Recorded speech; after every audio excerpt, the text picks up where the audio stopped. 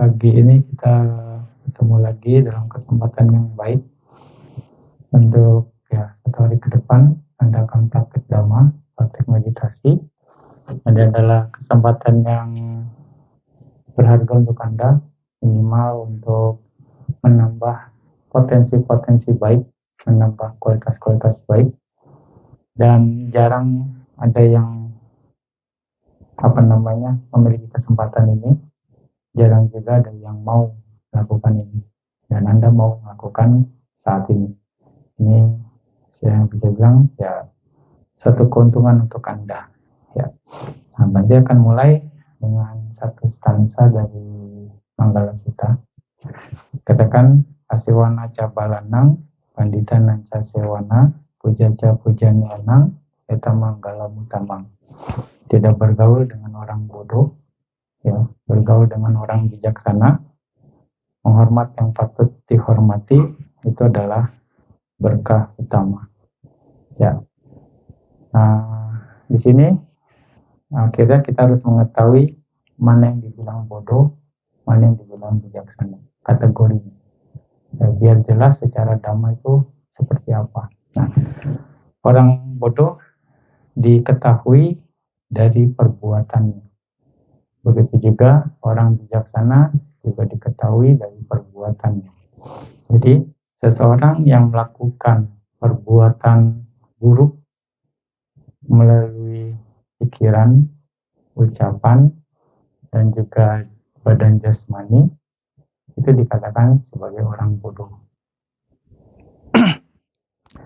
Dan seseorang yang melakukan perbuatan baik melalui pikiran, melalui ucapan, dan melalui badan jasmani itu dikatakan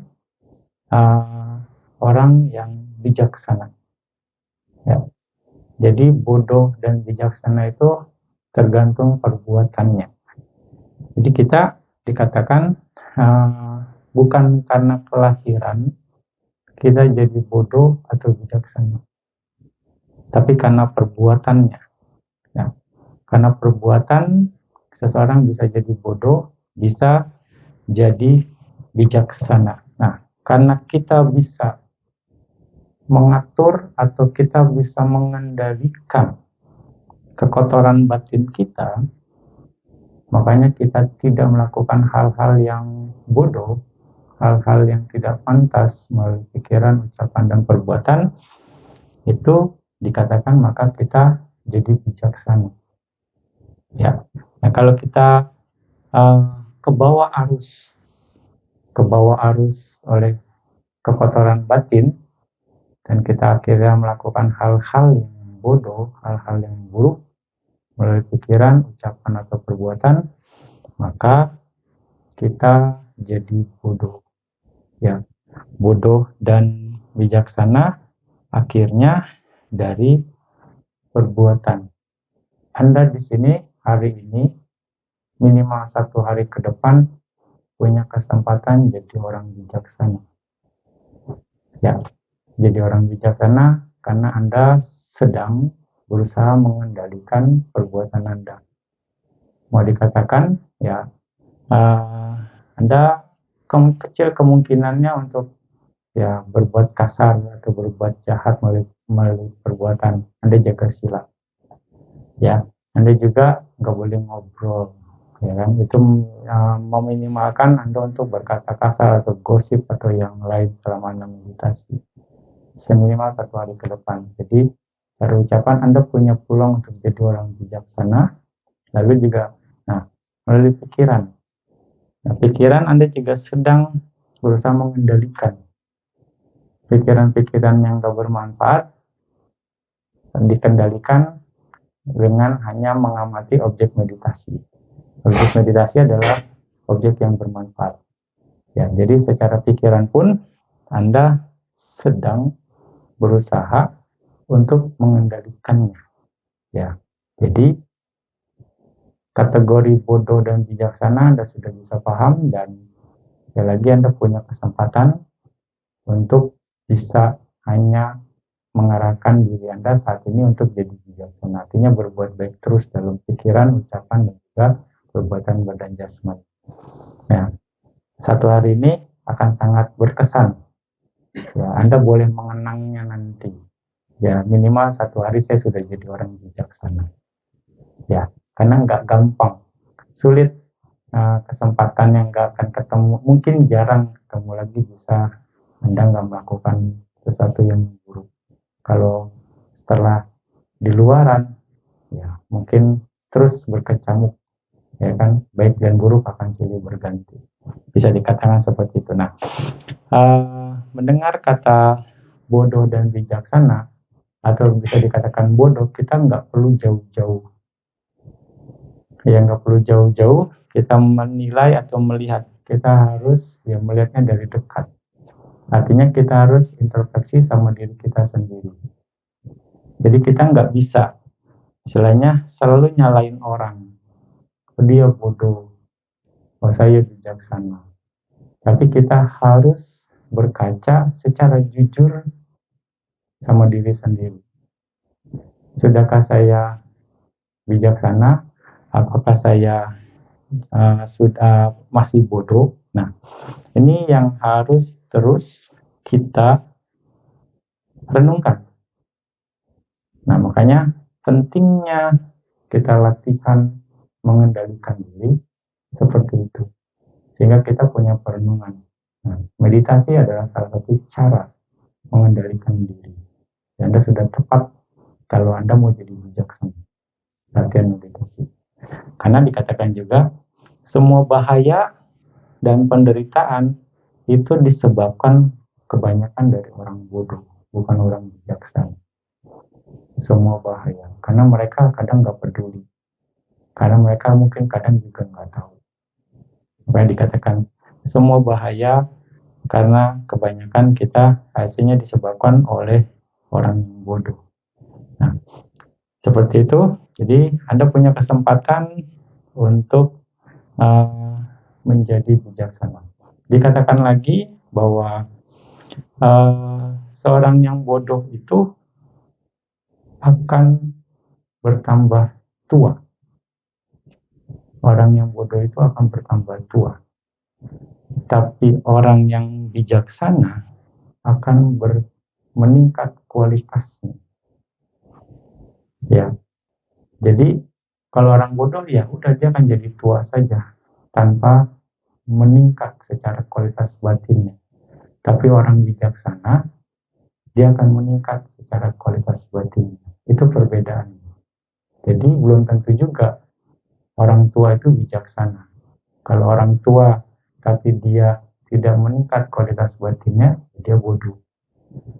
Tapi berdasarkan pengalaman hidupnya, harusnya ya, lebih tua akan lebih bijaksana. Dikatakan seperti itu. Nah, ini adalah yang harus kita perhatikan semuanya ya.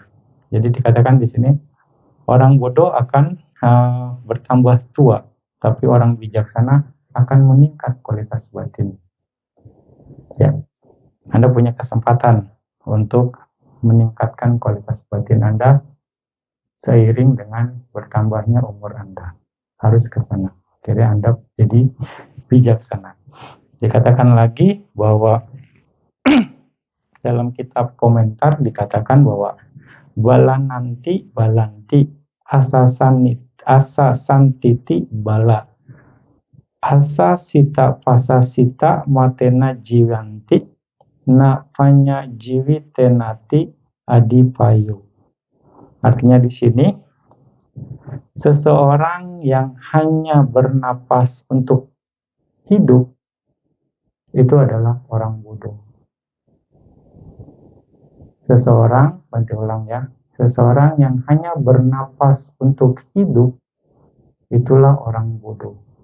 Nah, itu tidak dipimpin oleh kebijaksanaan. Mereka hanya bernapas untuk hidup. Nah, tapi dikatakan lagi dalam lanjutannya, pandita nanti pandantiti pandita sanditi kasampara Jikesu atesu nyanagatia gacan titi adipayo. Seseorang yang dipimpin oleh kebijaksanaan, maka hidup mereka akan di bawah pengaruh kebijaksanaan, dan mereka yang mengetahui bagaimana berbuat untuk kebaikan diri dia sendiri saat ini, dan juga bagaimana bagaimana mempersiapkan atau mengarahkan kebaikan untuk mereka di masa depan, ya, kebaikan untuk mereka di masa depan. Juga perbuatan baik ini juga dilakukan untuk manfaat untuk orang lain, dan orang lain di masa sekarang dan di masa depan, baik untuk diri sendiri dan juga orang lain. Itulah yang dibilang bijaksana.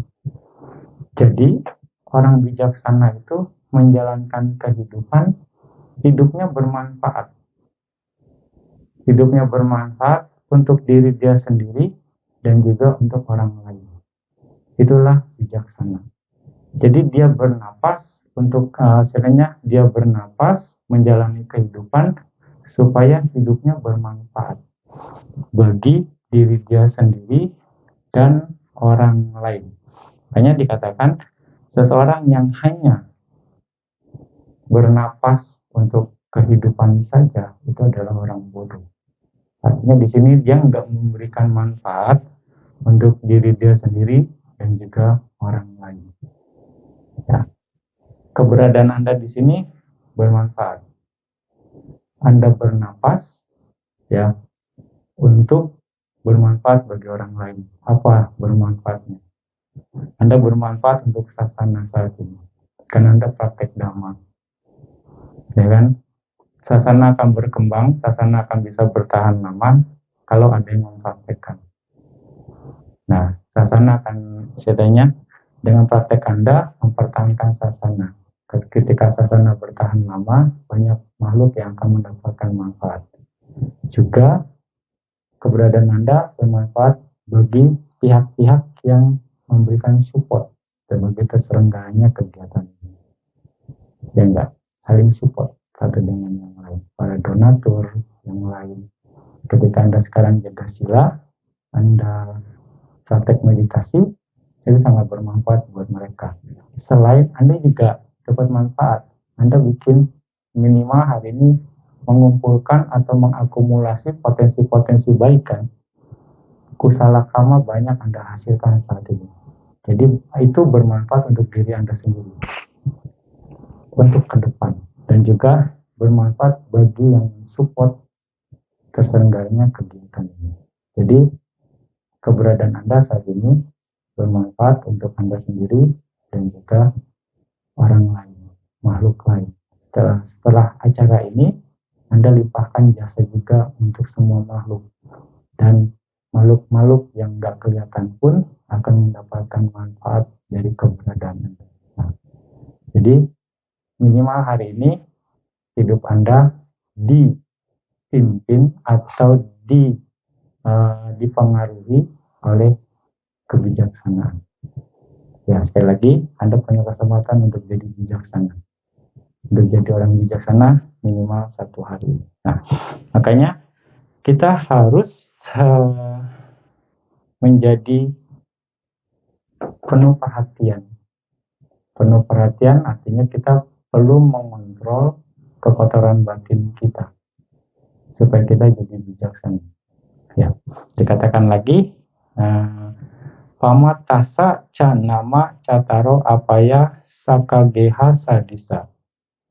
Bagi yang tidak perhatian, artinya bagi yang lemah kesadarannya, maka 4 alam apaya, 4 alam penderitaan adalah rumah abadi mereka, rumah sesungguhnya bagi mereka.